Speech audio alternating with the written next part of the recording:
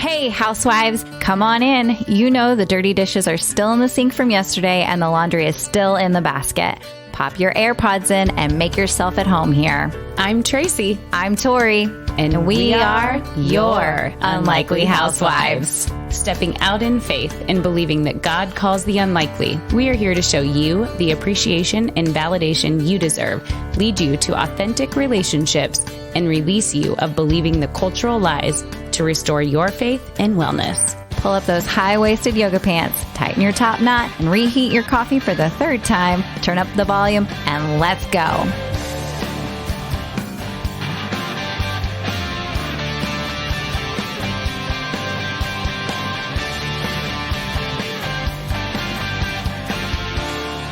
Hey, housewives, welcome back. Hey, hey. We're so excited to be with another guest in our studio. Are we calling this a studio? We're officially there. It's a studio. Okay. AKA Tori's office. But yes, we're excited to have another guest with us today. We got to know Erika, 3 years ago? Yeah. About that time. A friend through a friend through a friend. Yep. And we've been so fortunate to work with her just throughout the last couple of years and things with school. And she is a co-founder of Moms for Liberty. And Tori, you've been working with her as well. Yes. It was a couple of months ago that I actually got the pleasure of having coffee with her and got to meet her in person. Hey, may I encourage you, people that are local to you and you DM, have coffee with them, reach out. You can still do that. Meeting people in person versus just chatting with them via text is always a benefit. But we started chatting about all things. Part of it was part of our printing and how I could help Moms for Liberty, but just getting to know her and her heart and more about the organization. It was just wonderful conversation. So all that to say, welcome Erika Sheets. Thank you, ladies. It's great to be here. Yes, we're so excited to have you. So tell our listeners just a little bit about yourself. Sure. I am married to Matt. We are coming up on 26 years in October, and we've lived here in the Kansas City metro for 13 years now. And before that, we lived in Cleveland, and then I'm from the Detroit area. Okay. And we have 2 kids, David and Skylar, teenagers. I guess I should stop calling them kids. Right. Adult They'll always be your kids. babies. Yeah, exactly. Definitely. Yes. And so that keeps us pretty busy along with life in general. Yeah. Okay. So you are the co-founder of the Johnson County chapter of Moms for Liberty. So this is a nationwide program. And so tell us a little bit about the nationwide program. And then I'd love for you to tell us the story of how you got involved. Yeah, definitely. Moms for Liberty is a national organization. It started in Florida with 2 moms who had served on their local school board districts, Tiffany Justice and Tina Deskovich. And they had served on their school boards prior to the pandemic shutdown. And they like to say that they saw behind the education curtain in that experience. They were moms. They were concerned about things going on in their schools, and they decided to raise their hand and get involved. And that's why. And then they became a lot more concerned once they did get involved. And then when the shutdown happened, so many parents were thrown for a loop, obviously. Yeah. Everybody was thrown for a loop for a lot of reasons, not the least of which is your kids aren't in school anymore. Parents wanted to understand, how do I even really interact with a school board or with my school district if I have concerns or questions or try to help things along? And Tina and Tiffany really saw the demand for that, and they knew that they knew how to help people. And so they formed Moms for Liberty in Florida and really thought that it was just going to be a Florida thing. And people kept calling them and hearing about this and can you help us out here? And so they ended up in January 2021, launched as a nationwide movement. And in order to start a chapter, it's totally grassroots. You have to raise your hand, put in an application, be interviewed, be able to and willing to meet certain criteria. And we're a real 501c4 with a bank account and a tax ID and monthly chapter meetings. And, you are focusing, each chapter is really focusing on their local area. And a chapter can be as big as one school district that they're focusing on, or it can be like what we did here in Johnson County, which happens to have 6 school districts inside of Johnson County. And so that's what our chapter covers. It just took off. And the current numbers for Moms for Liberty National are 297 chapters in 46 states and over 130,000 members. Wow. That's amazing. That is amazing. Yeah. That's in 2 years, 2.5 years? Yeah. So, since 2021. Yeah. That's incredible. It is. Kind of want to know what 4 states don't have one. Just out of you may not know that. I should have looked that up. I bet I could Google that. Yeah, I will say that Kansas was one of the few states that only had one chapter for about 2 years. So our chapter here in Johnson County, we launched in August 2021 with our chapter chair, Brooke Liu, and a number of other ladies who are executive board and a number of others who supported that. And for a long time, we were the only chapter in Kansas, but we actually have a new chapter out in Western Kansas near Dodge City now, which is exciting. Yeah. Oh, that's great. Yes. Okay. So you saw a need for this in Kansas City area, Johnson County. What made you raise your hand and go, I'm going to jump through all the hoops to make this happen? Great question. So when the shutdown happened in March 2021, and so what did we have? About 2 months left of school.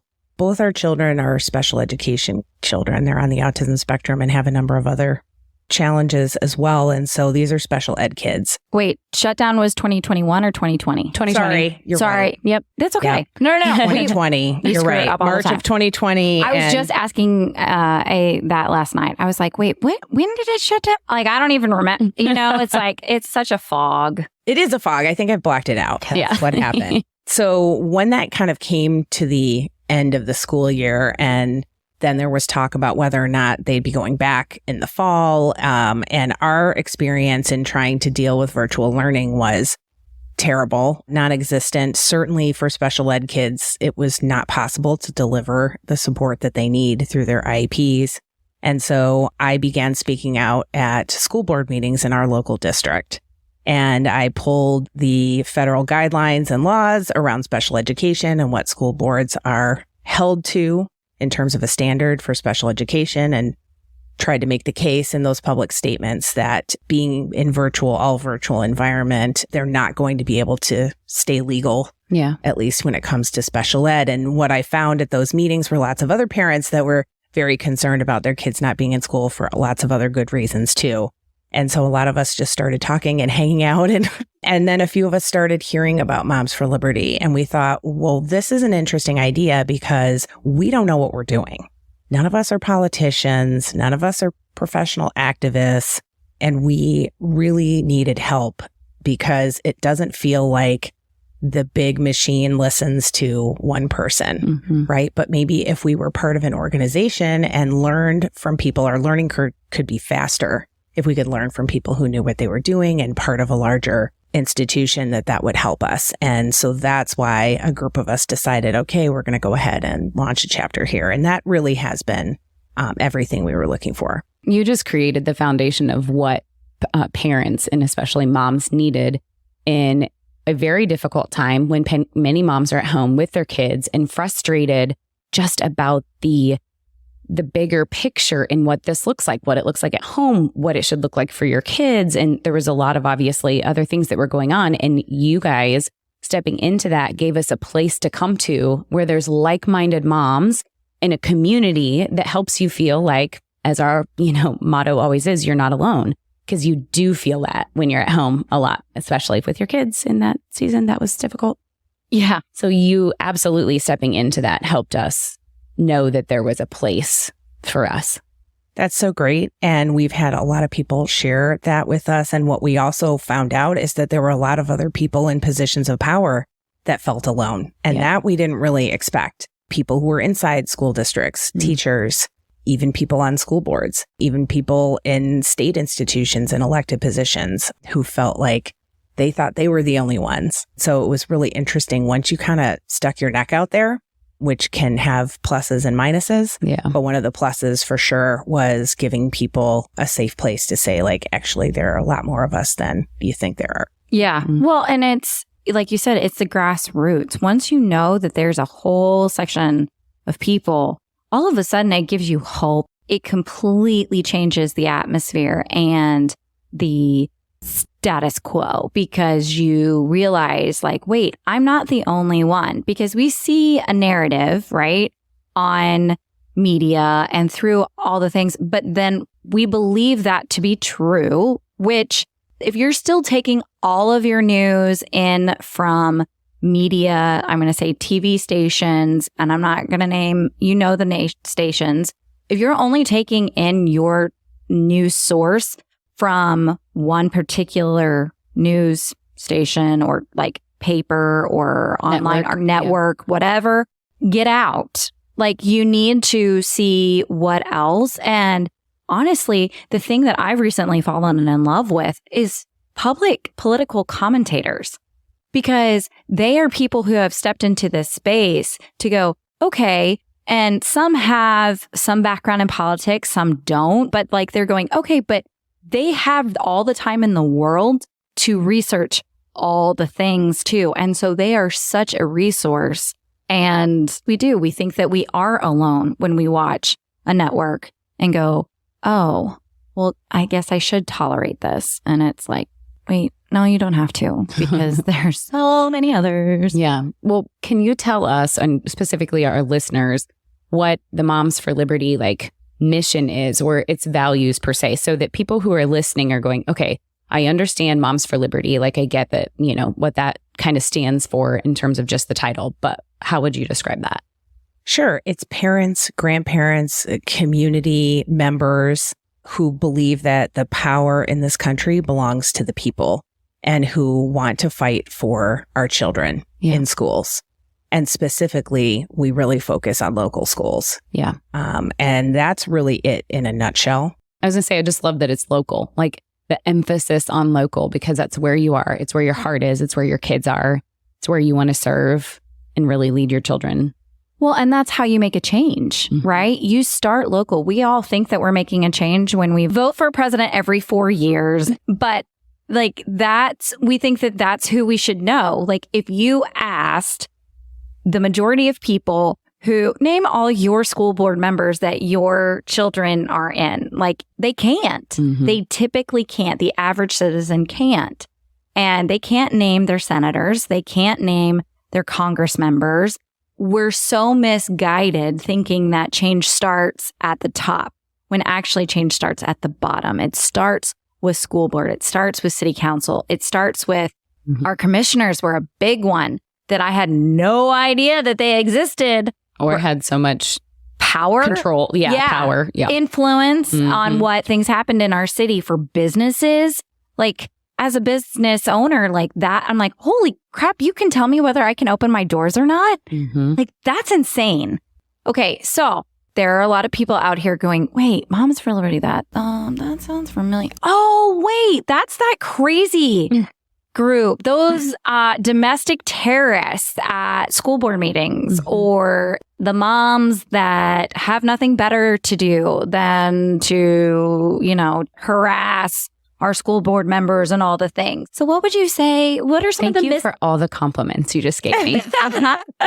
What are some of the misconceptions that people have with Moms for Liberty? Yeah, I think you named a lot of the big ones for sure. Extremist, that's a fun buzzword. The people who are invested in big ed, or as one of our founders of the national organization likes to call it, the K-12 cartel, which is brilliant. That's Tiffany Justice right there. Just brilliant. And it perfectly describes the sort of mob-like structure that exists. And it covers multiple areas. It's federal, state, local, private organizations, ed tech, curriculum, publishing, and a number of them. And it's a structure that's been built up over a long period of time. And so the people that are invested in that structure aren't happy about it getting rattled.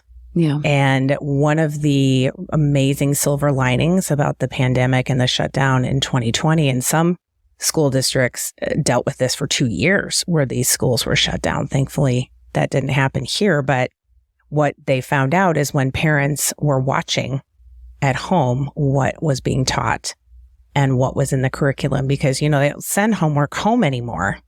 They don't do that for a reason. And when parents started seeing what was going on, the alarm bells kept going off. And so I think it's fair to say that if you're a parent and you're concerned about what's happening in your child's school, I don't know why that's treated any differently than if you were concerned about what's happening at your child's soccer practice or at theater camp or, at a certain friend's house or whatever. It's your job as a parent to direct the upbringing and the health and the development of your children.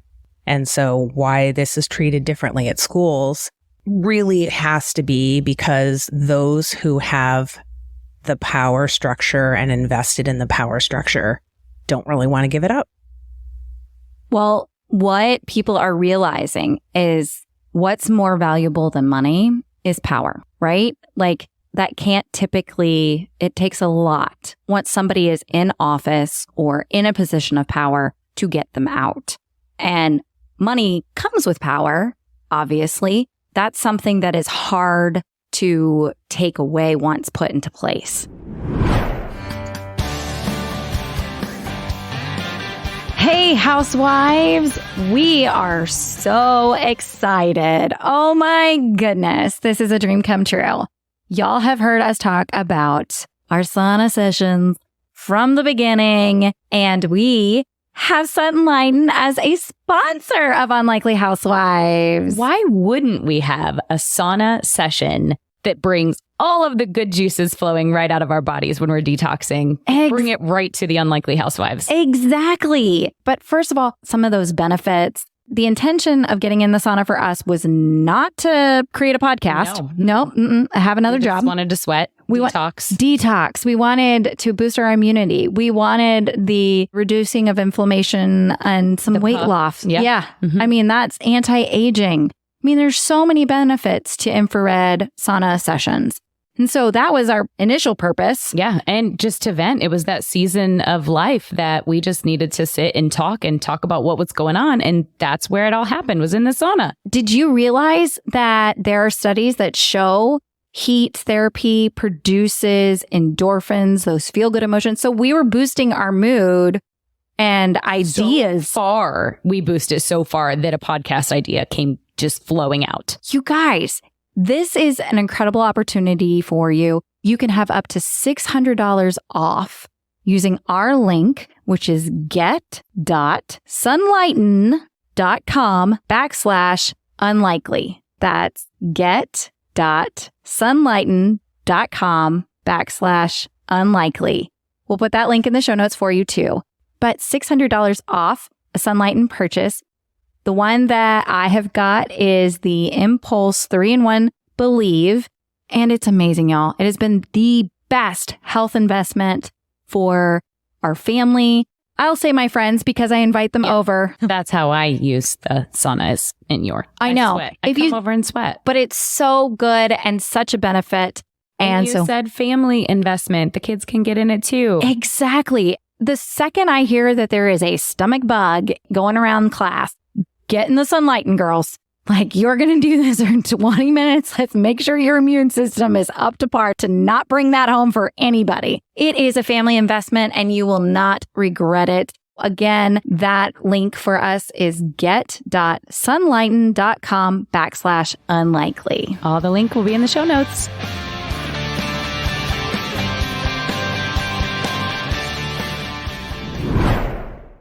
Okay, so let's talk about the parents. I don't know. Did you get a manual when you had your first, like, hey, these are all the things that you need to do, rules and guidelines? Like, no. Did you have to take a test? No. Did you get a parent license? No. I didn't get one of those in Texas. I didn't know if they handed them out in Chicago either. But let's be real. Like, we don't get a manual as a parent. I mean, our idea as parents, and it's frog in boiling water, right? You don't just jack the heat up. It's slow over time. So when we have kids, you're figuring it out as you go. I mean, we didn't look at schools when we were in Texas. Actually, when A bought the house before we were married, he looked at the school district because, one, it determined taxes. And so we were thankful that it was in a shorter, smaller tax bracket at the time. Paid less property taxes on that.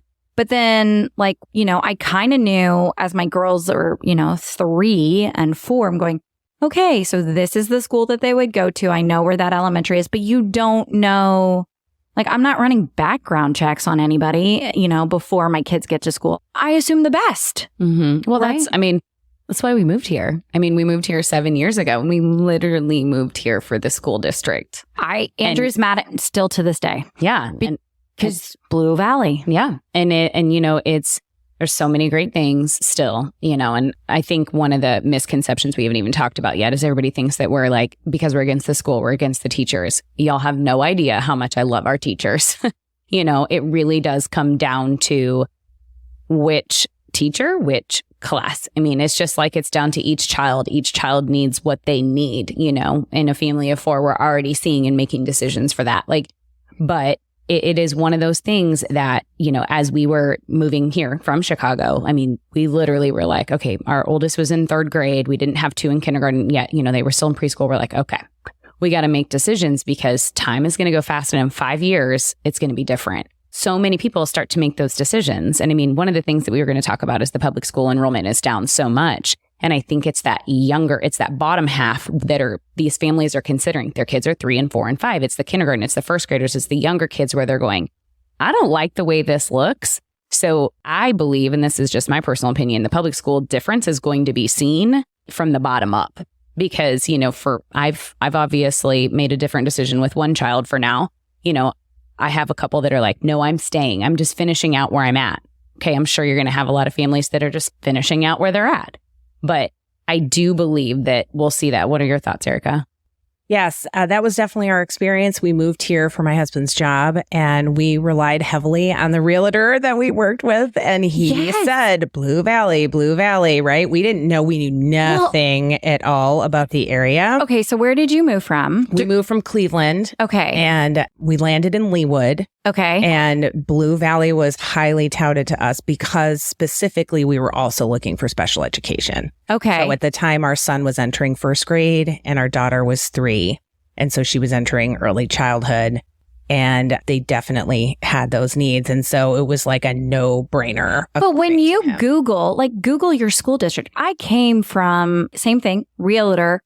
Hey, best school district here is Blue Valley. Second is probably going to be Olathe. And they're looking at the awards, exemplary status. Mm-hmm. I've had a cup of coffee. And rankings. And rankings and what this looked like. I mean, Overland Park, where we're all located, has been listed as one of the best places to move in Money Magazine multiple times. That's a status symbol for our city, which we'll talk in another podcast about how that makes decisions on what they show in the news and what they don't show in the news for our citizens, because they want to keep that reputation. But it makes a huge difference. Like Tracy said, it depends on what kids and what teacher and what their needs are. One of the guests that I believe we're going to have soon is a mom who has kids homeschooled and have public school. And she's literally, they'll do a year of homeschool, and then they've done a year of public school, a year of home, and she's individualizing their education experience for what's right for them mentally, emotionally, and physically. That's what we're called to do as parents. Yes, it's hard. It means that maybe somebody doesn't make a second income or makes a second income look different, but we have that freedom as their parent. Absolutely. And Tracy, you brought up what I think is the biggest misconception that the local organizations who are very attached to Big Ed, and nationally, and that's the idea that somehow Moms for Liberty hates public schools, wants to defund public schools, and ruin public schools. And what I continue to push back on. What, you don't? Is that not, I missed that point on our notes section. Yeah, it wasn't there. So, it's not even a logical assertion. And here's why. Why would I take the time and effort and energy that it takes to start an organization and help run an organization and pay attention to 6+ board meetings a month and understand what's happening in various school buildings, districts, situations, start learning about the different levers of power, like the Board of Commissioners, like where the state legislature comes in, the state school board, the national school board organizations, et cetera, and all the different moving pieces. Why would we bother taking all of the time and energy and effort that's involved in that if we didn't think there was something worth saving? Our family spent 12 years in Blue Valley schools in 6 different buildings. And I myself have volunteered on multiple committees over multiple years, PTO, a number of different things. There are some tremendous staff, administration, teachers, paras that I've had the pleasure of working with for a long time. And if there wasn't anything worth saving, I would just take my stuff and leave. Yeah. And not look back. But you just said it, though. We're saving it for also not just the kids and the parents, but for the teachers and administration, because what is happening for them is so much change and frustration. I mean, I know of so many that have left this profession and have found something else, and we need good teachers. Like, we need them to stay. And that is just a part of this uproar, I guess. Yeah. I mean, so really it turns out to be, you know, the domestic terrorist label, the extremist label, the public school hater defender label. It's all fake news. Yeah. And it's a distraction, because what they don't want you looking at is they don't want you looking at the academic proficiency results. And they don't want you looking at the concerns about teaching sexual education and pushing gender ideology and pushing divisiveness on racial basis and other basis, and a number of other very concerning things that we see are really being pushed down from the top. But even though the authority lies locally, it's being allowed. And that's what they don't want you paying attention to. Yeah, it's just the narrative that's being passed on. I mean, we see it everywhere, the news or social media or wherever. There is a narrative that is very gray and very confusing. And sometimes it's so one way and sometimes it's so the other way. And if I could just say, obviously, from a parent, mom that loves her kids and is a true mama bear, sit down with me and have coffee. We can absolutely have a conversation, and I can tell you my side of the story and where my heart is in it.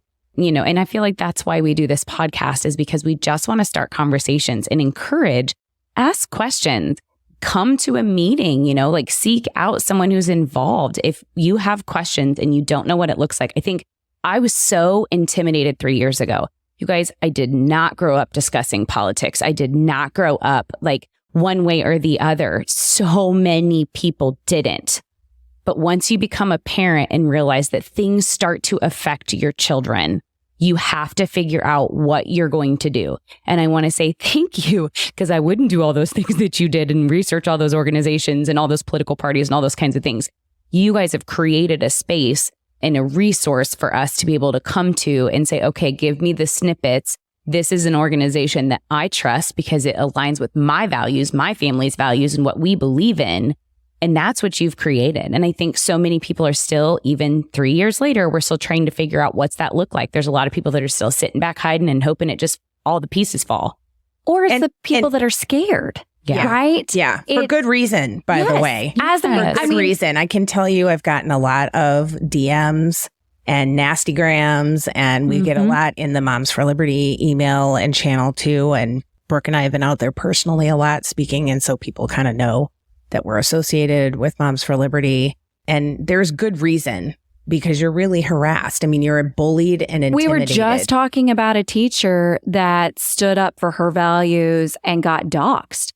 And if you're not familiar with doxing, that is putting out a person's personal information online in various spots so they can know where you live, your phone number, they know where you work, who your children. I mean, can you imagine somebody who doesn't like you knowing your address, your personal phone number? Imagine all of the calls. I mean, you can't block all of them, right? And then knowing where your kids go to school.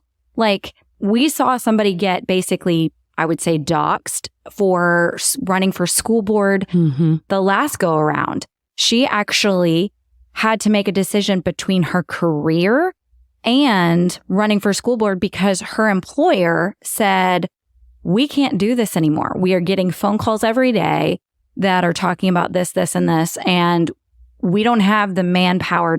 Her employer was unwilling to back her, unfortunately. And she chose, my first responsibility is to be a provider for my family. And, you know, she made that decision. And I don't fault her for that, because you do. When you put something out there, and let's be clear, anything, if you stand in the black or the white and say, I believe this, people automatically go, oh, well, if she believes this, then she's this, and this, and this. And that's what I was speaking of the narrative. That's the story. It's like, if I stand on something that I believe in, you automatically assume that I don't love this person, care about this person, support this person. And that is not the way people truly are. Yes. Even the people that are arguing with you, they just want to be heard.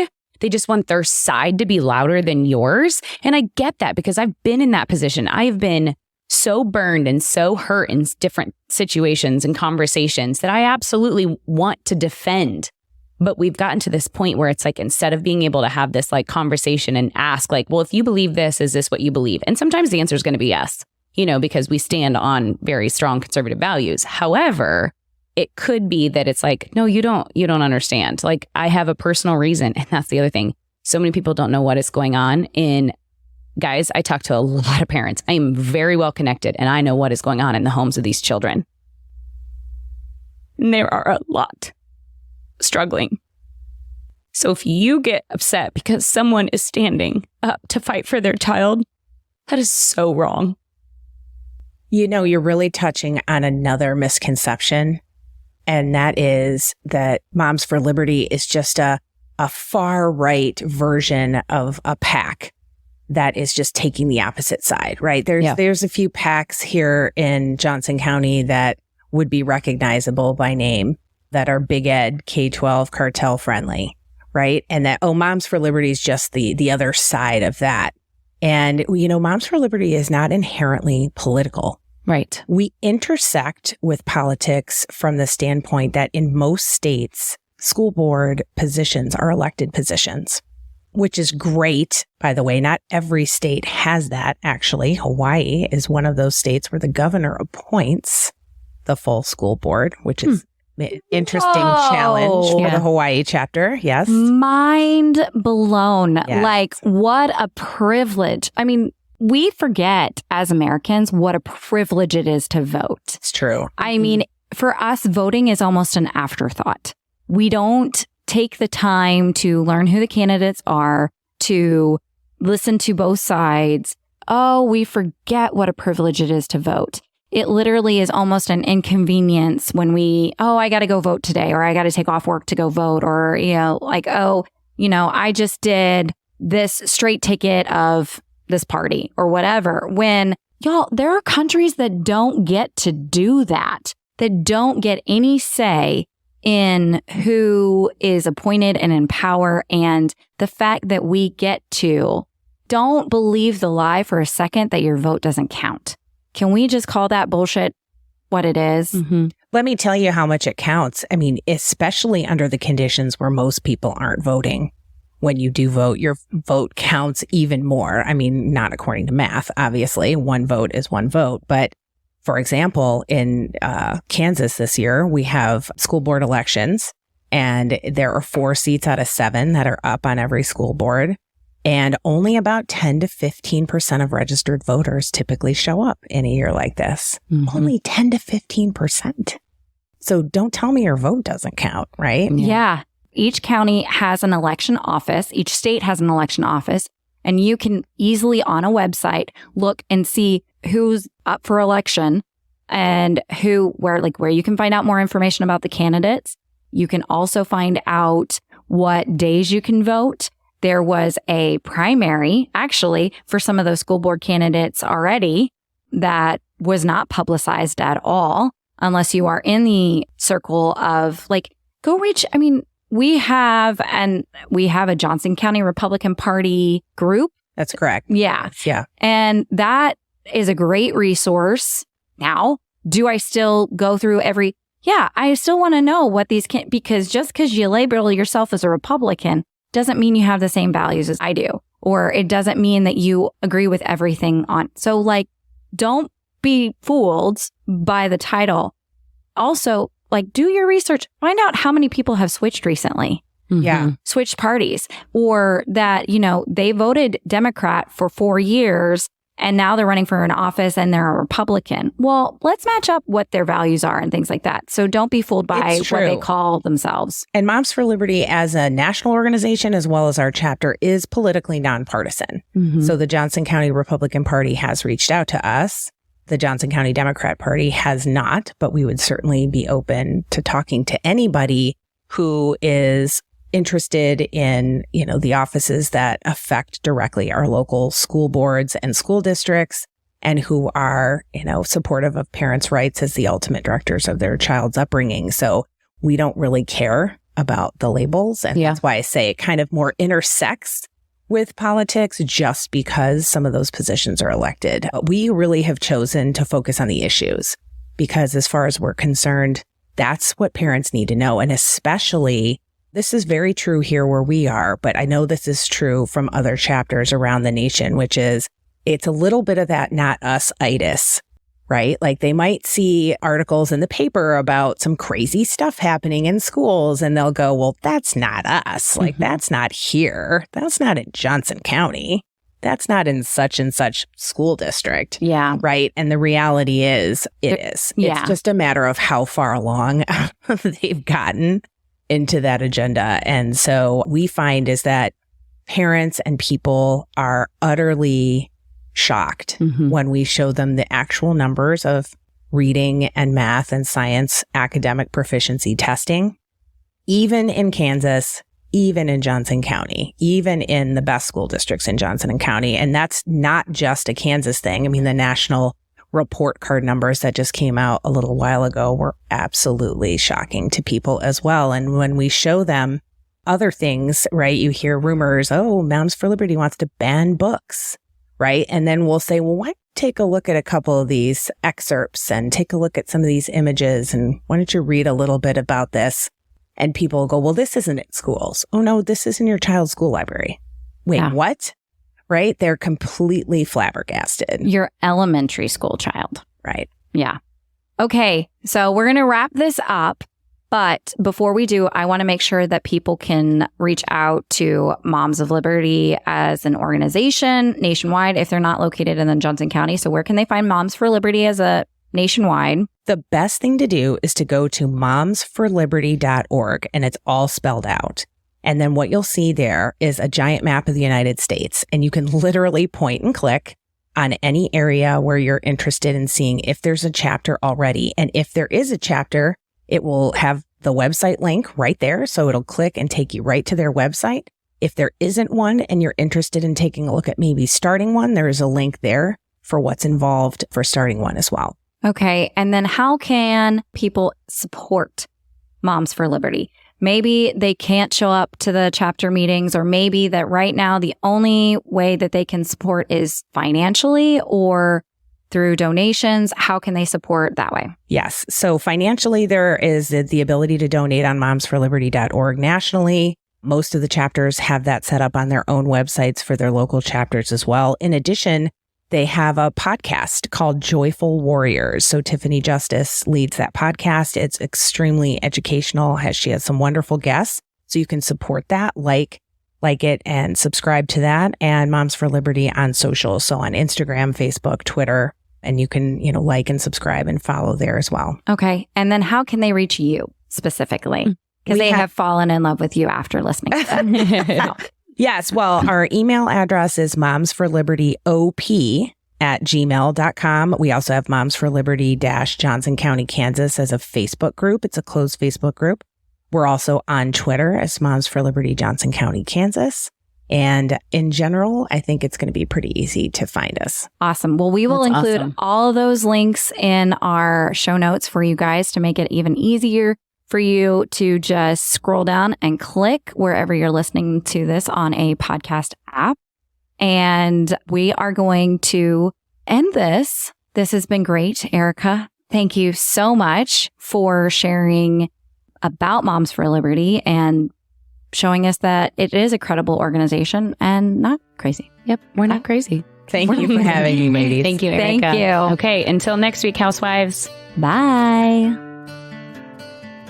Whether we made you laugh or cry today, we pray you feel appreciated, bolder and braver than yesterday, stronger and more faithful for tomorrow, and living in who you were made to be today. Join our online community on Facebook, link in the show notes. And be sure to review and subscribe on Apple Podcasts or wherever you enjoy listening. Until next time, housewives, we give you permission to walk confidently, free, and to be intentional in your slippers or stilettos.